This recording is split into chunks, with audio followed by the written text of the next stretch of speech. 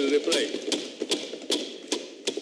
सभापति महोदय, आज मैं इस सम्मानीय सदन के सामने एक ऐतिहासिक संकल्प और बिल लेकर उपस्थित हुआ हूं। महोदय, मैं जो दो संकल्प और बिल लाया हूं, उसमें कई सारे सदस्यों ने कुछ शंकाएं व्यक्त करी हैं, कुछ अपने विचार रखे हैं, कुछ जेन्युइन कंसर्न भी सदन के पटल पर रखे हैं, कुछ अपनी पार्टी की विचारधारा को भी, लाइन को भी रखने का प्रयास किया है। मगर मैं सदन के सामने स्पष्ट करना चाहता हूं, एज अ लेजिस्लेटर, मैं जब दोनों संकल्प और बिल लेकर आया हूं, तो मैं मानता हूं कि जम्मू कश्मीर में एक लंबे रक्तपात भरे युग का अंत धारा 370 के समाप्त होने से बनेगा। सभापति महोदय, मैं इसके विषय में जाने के पहले आज हमारे प्रथम राष्ट्रीय अध्यक्ष और जिन्होंने धारा 370 को हटाने के लिए शहादत दी, वो श्यामा प्रसाद मुखर्जी को भी जरूर याद करना चाहता हूं। सभापति महोदय, मैं उन 41,849 लोगों को भी याद करना चाहता हूं जो कश्मीर के अंदर 89 से लेकर 2018 तक जो रक्तपात चला, इसकी भेंट चढ़ गई। कह रहे हैं, कुछ सदस्यों ने कहा कि इसका हिसाब कौन देगा, क्या होगा अंत? मैं पूछना चाहता हूं, ये 41,849 लोग घाटी के और कश्मीर के मरे, इसका हिसाब किसको देना है? और मुझे बहुत स्पष्टता है, ये 41,849 लोग, उनकी जान न जाती सभापति महोदय, अगर धारा 370 न होती। पूरे सदन ने अलग अलग प्रकार से अपने विचार रखे और धारा 370 और 35A पर बहुत सारी बातें करी, मगर ज्यादातर बातें टेक्निकलिटी पर करी। धारा 370 की उपयोगिता के लिए शायद कोई कुछ नहीं था।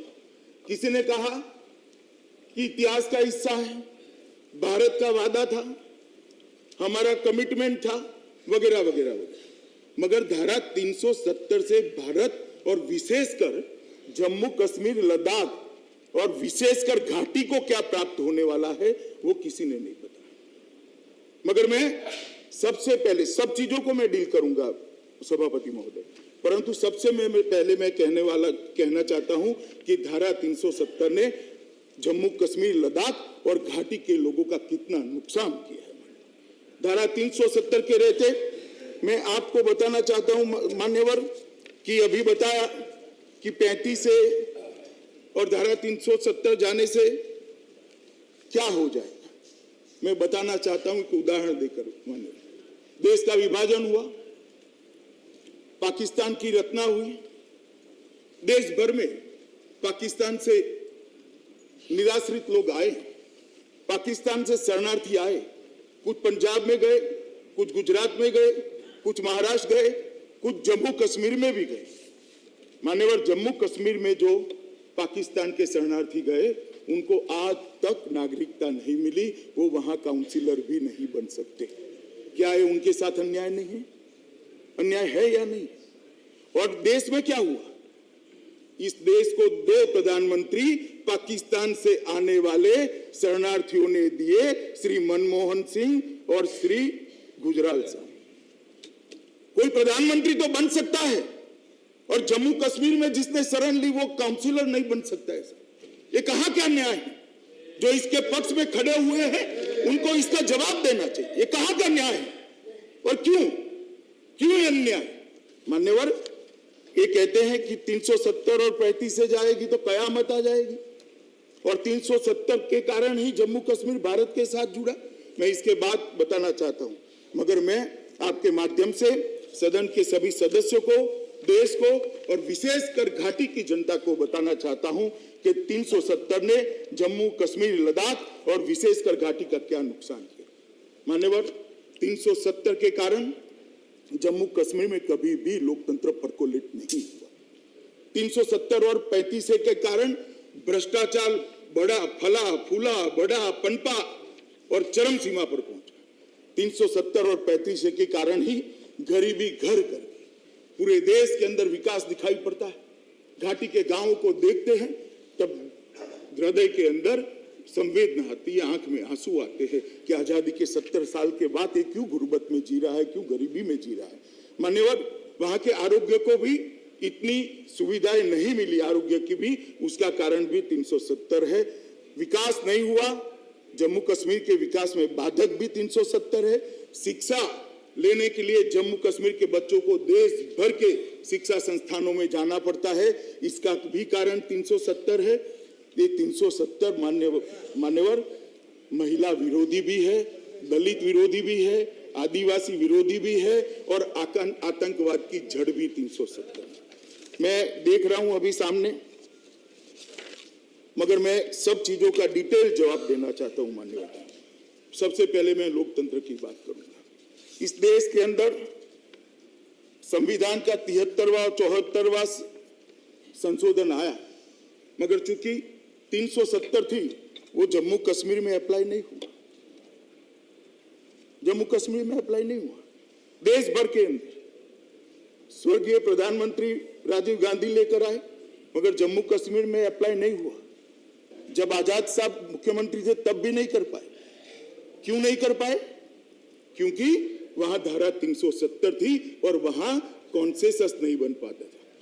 मान्यवर, पंचायत और नगर पालिका के चुनाव होते भी नहीं थे। आज भी वहां पर 73 और 74वां संशोधन लागू नहीं हुआ है। आज ये सदन पास करेगा, कल लोकसभा पास करेगी। 73 और 74वां संशोधन ऑटोमेटिकली जम्मू कश्मीर को अप्लाई है। मान्यवर, पंचायत के चुनाव वहां नहीं होते थे, नगर पालिका के चुनाव नहीं होते थे। लेजिस्लेटर सुनकर मैं 25 लोगों ने कहा कि लेजिस्लेशन को क्यों भरोसा में। मैं पूछना चाहता हूं, 40,000 से ज्यादा पंच सरपंच का अधिकार 70 साल तक ले लिया, इसका जिम्मेदार कौन है? इसका जिम्मेदार है 370। माननीय राष्ट्रपति शासन हुआ, राष्ट्रपति शासन में माननीय प्रधानमंत्री जी ने आग्रह किया और जम्मू कश्मीर के पंचायत एक्ट के तहत वहां चुनाव हुए। आज 40,000 पंच सरपंच गांव की सेवा सीधी कर रहे हैं, उनके हाथ में 3500 करोड़ रुपया पहुंचा। ये अधिकार नहीं मिला, मगर कोई नहीं बोलेगा। हमें कहते हैं वोट बैंक की राजनीति कर। क्यों घाटी में सिर्फ मुसलमान रहते हैं? क्या कहना चाहते हैं? घाटी में मुसलमान भी रहते, हिंदू भी रहते, सिख भी रहते, बौद्ध भी रहते, जैन भी रहते। धारा 370 अच्छी है तो सबके लिए अच्छी है और बुरी है तो सबके लिए बुरी है। हम धर्म की राजनीति नहीं करते। मान्यवर, 3 परिवारों के शासन ने जम्मू कश्मीर को बैन में रखा। जम्मू कश्मीर के अंदर लोकतंत्र को परकोलेट नहीं होने दिया और आज ये राष्ट्रपति शासन के अंदर प्रधानमंत्री जी के अगुवाई में वहां पर चुनाव हुआ। 40,000 पद सरपंच आज काम कर रहे हैं। चुनाव में एक बूंद भी खून की भूमि पर नहीं गिरी, शांतिपूर्ण चुनाव हुआ और 5-5%, 7-7% वोट लेकर ये देश की सबसे बड़ी पंचायत में जो लोग आते हैं, मैं उनको कहना चाहता हूं 50-50% वोटिंग हुआ। ये बात बताती है कि जम्मू कश्मीर की जनता जमहूरियत चाहती है, लोकतंत्र चाहती है। अभी भी मैं कहना चाहता हूं, एक बार संपर्क बनाइए, राजनीति से ऊपर उठिए, वोट बैंक की राजनीति को किनारे करिए तो आपको मालूम पड़ेगा कि 370 ने जम्मू कश्मीर का कितना किया। मान्यवर, मैंने कहा जम्मू कश्मीर की गरीबी के लिए, जम्मू कश्मीर की गरीबी के लिए 370 जिम्मेदार है और मैं कुछ आंकड़े देना चाहता हूं।